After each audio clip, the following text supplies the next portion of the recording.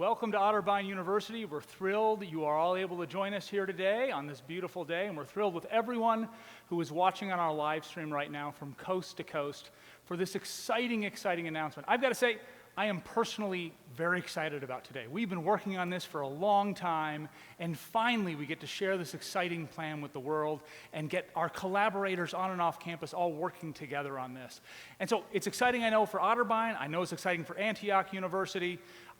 They might not know it yet, but our future students will be excited about what we're going to be working on together. Our partners that are the employers that will work with our students, all the folks that connect with our universities and connect with higher education will be excited about what we're putting together and starting and launching today. This is really about collaboration. We're going to use that word over and over and over again. Too often higher education is about competition. It's sort of a zero-sum game and who can capture as many students or whatever. The reality is we need to work better together, and we're setting up a model to do just that. But first, before we get into all that, I want to introduce our collaborator-in-chief, Bill Groves, the Chancellor of Antioch University. Welcome, Bill. Great. Thank you, John. And I just wanted to say thank you to the Otterbein community for hosting this today. It's the first time meeting you by this kind of live stream, so I appreciate that opportunity. We will be sharing some news with you soon. But I wanted to give you a couple numbers first, and those numbers are 71 and 0. Now, Antioch has never been known for sports. But at one time in its history, 1914, it did field a football team, and there were at least 3 colleges that they met that season, one of them being Otterbein.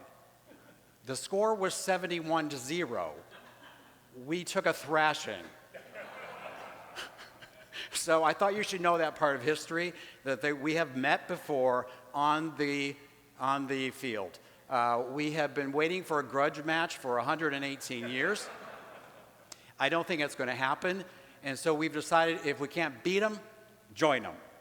And that's what we're here about today. Well, we've got to add football to the list of things to work on together. This is great.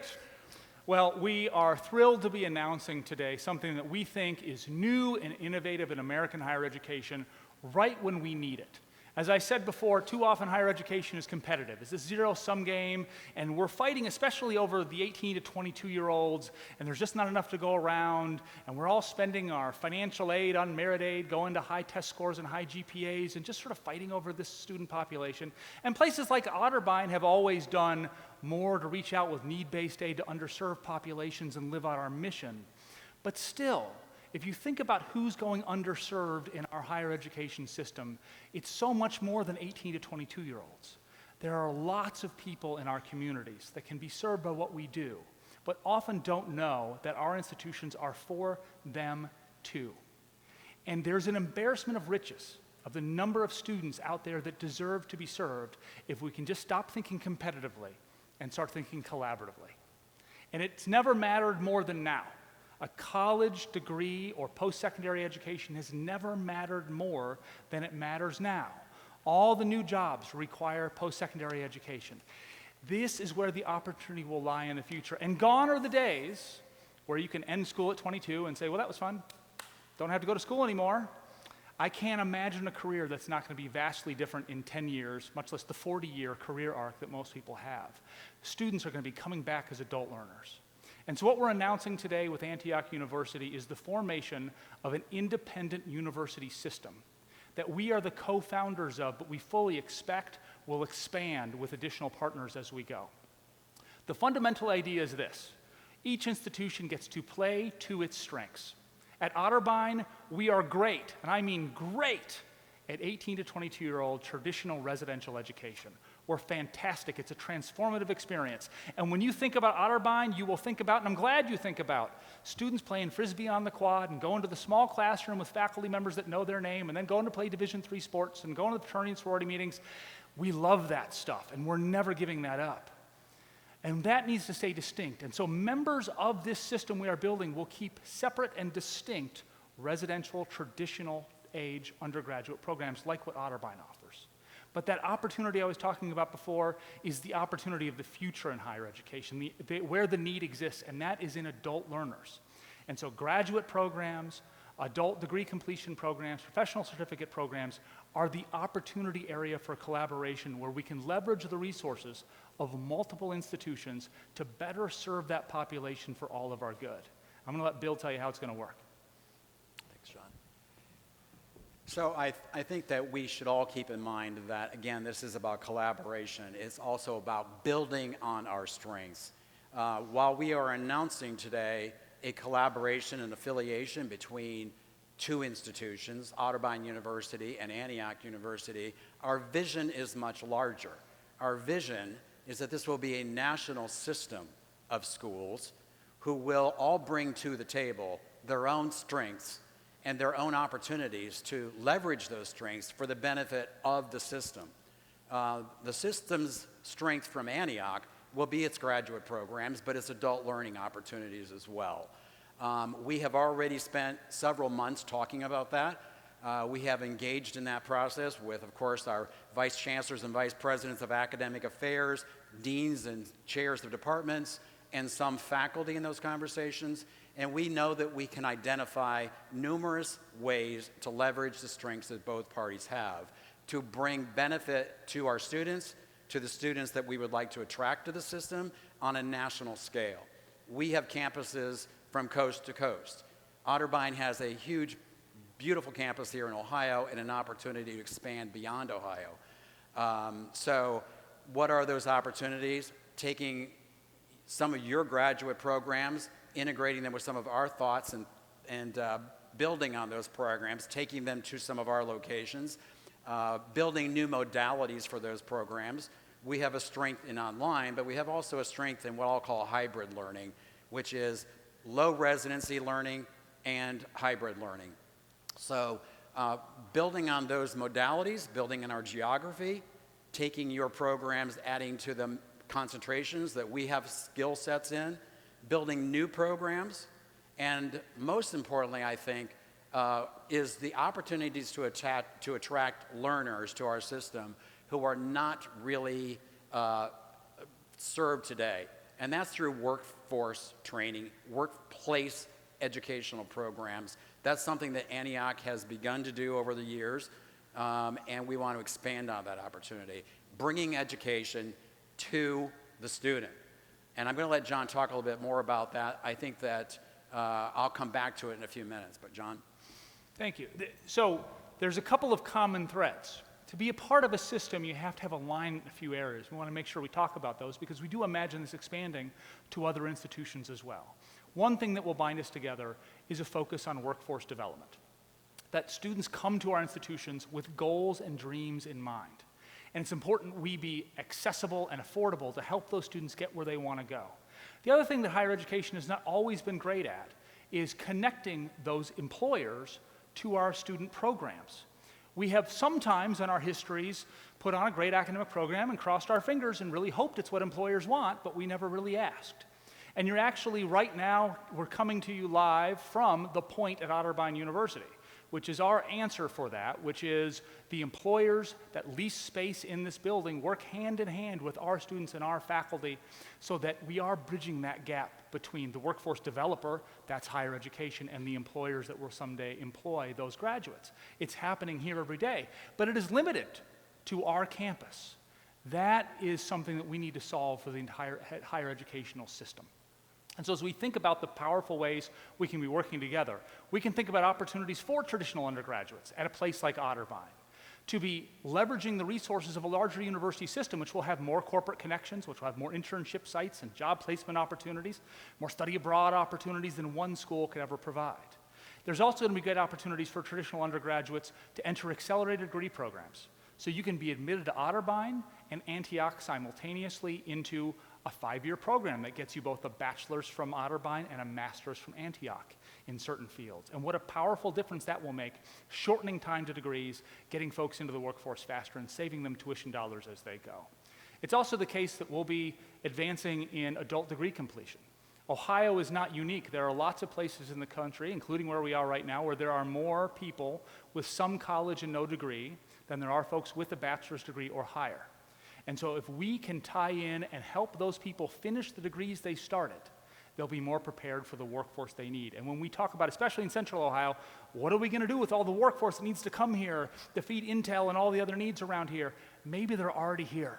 Maybe they're already here in underserved populations that we just need to tap into and do a better job of serving.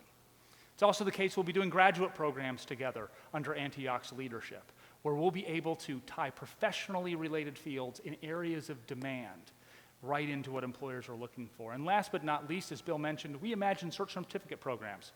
Some folks have said you don't need a whole bachelor's degree or a whole associate's degree. And so you can do a short-term certificate program with individual students or through an employer itself to serve their current workforce. The important thing there is that it be a stackable program, not a dead-end program, that those programs can stack into degree attainment over time. And in those ways, what we are building can be a workforce talent and equity driver for our region in Central Ohio, every campus that Antioch has, and all the new opportunities coast to coast we'll be developing as we go. The other thing we have to have in common is, of course, common mission and common roots. And I know, Bill, you want to talk about that. Yeah. And I do want to talk about mission. I want to follow up on something John said about adult education.